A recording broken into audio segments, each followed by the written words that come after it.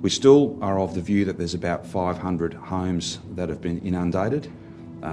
There are another 500 homes at least that have been isolated. So when I say homes, properties, maybe more than just a house, maybe in terms of farmland, much bigger parcels of land, but 500 that have got water above the floorboards, and also another 500 that are cut off because of this flood event.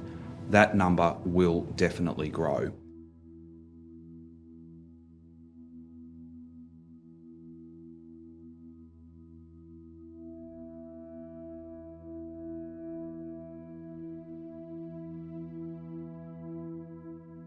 But this event has obviously well and truly started and will run for a number of days.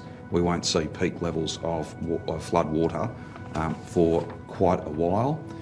And of course there is then the other issue of rain events that are forecast in coming weeks. And of course the ground was already sodden before this last couple of days of record rainfall. We know that even moderate rain events over coming weeks will present a real challenge for us as well. So this is with us for a while yet. I think this is going to finish up being, in terms of property damage, road, public infrastructure, and just the sheer volume of water, I think this is going to set new records.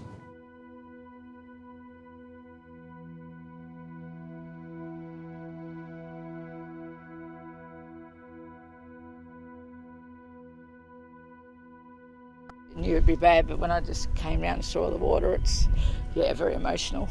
Yeah. And we've got to face when we can get back into it.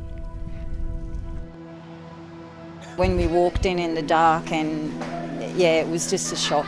My parents and my kids live in Tullarook, just down the road, and they're stuck there. They can't get, into town to get food.